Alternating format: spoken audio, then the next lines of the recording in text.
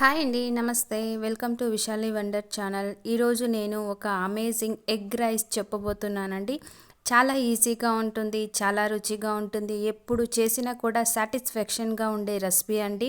రుచిలో మాత్రం ఎలాంటి వేరియేషన్ అయితే ఉండదండి. మిగిలిన అన్నంతో చేసుకునే ఈ రెసిపీ అయితే లంచ్ బాక్స్కి కూడా పర్ఫెక్ట్ రెసిపీ అని చెప్పవచ్చునండి.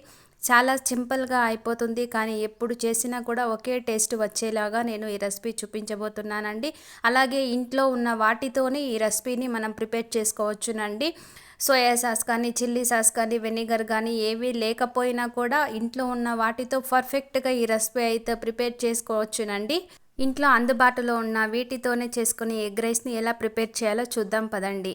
ఇందుకోసం నేను 4 ఎగ్స్ తీసుకున్నానండి. నేను 3 మెంబర్స్ ప్రిపేర్ చేస్తున్నానండి. ఇప్పుడు ఒక బౌల్ తీసుకొని మన 4 ఎగ్స్ని కూడా బ్రేక్ చేసి ఇందులో వేసుకొని ఒక ఫోర్క్ తీసుకొని బాగా బీట్ చేసుకుంటున్నానండి.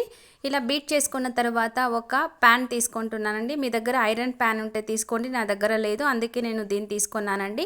ఇందులో 3 టేబుల్ స్పూన్ ఆయిల్ వేసి ఎగ్స్ కూడా అందులో వేసిన వెంటనే బ్రేక్ చేయకుండా ఒక 5 సెకండ్స్ అలాగే వదిలేసి తర్వాత లైట్గా ఇలా బ్రేక్ చేసుకోవాలండి, పెద్ద పెద్ద పీసెస్ వచ్చేలాగా. అప్పుడే మనకి రైస్లో తినేటప్పుడు చాలా టేస్టీగా ఉంటుందండి. ఇలా బ్రేక్ చేసుకున్న వీటిలో కొద్దిగా పెప్పర్ పౌడర్ అలాగే కొద్దిగా సాల్ట్ కూడా వేసి బాగా ఫ్రై చేసుకోవాలండి. ఒక 1 మినిట్ ఫ్రై చేసుకుంటే సరిపోతుందండి, ఎక్కువ ఫ్రై చేసుకోవద్దండి. ఇప్పుడు తీసి పక్కన పెట్టుకున్న తర్వాత అదే ప్యాన్లో 2 tablespoon oil, 1/2 tablespoon సాసువులు, 1/4 టేబుల్ స్పూన్ జీలకర్ర వేసుకుంటున్నానండి. ఇవి ఆప్షనల్ అండి. తర్వాత 2 ఎండుమిర్చి కూడా వేసుకుంటున్నానండి. ఇవి బాగా ఫ్రై అయిన తర్వాత సన్నగా తరిగి పెట్టిన ఆనియన్ని ఇలా స్లైసెస్గా వేసుకుంటున్నానండి.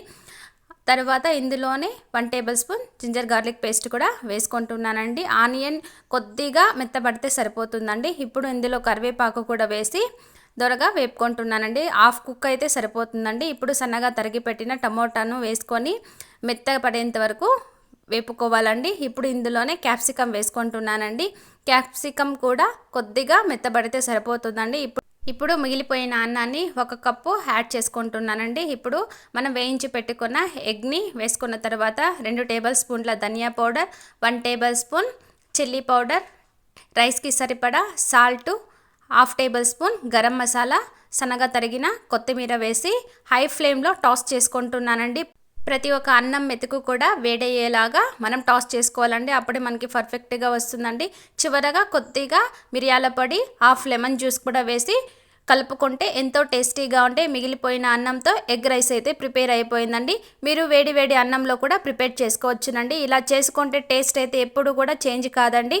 ఓకే ఫ్రెండ్స్, చూసారుగా ఈ వీడియో మీకు నచ్చినట్లయితే లైక్ చేయండి, షేర్ చేయండి, సబ్స్క్రైబ్ చేసుకోండి, మీ ఫ్రెండ్స్ అండ్ రిలేటివ్స్కి షేర్ చేయండి. Thank you for watching.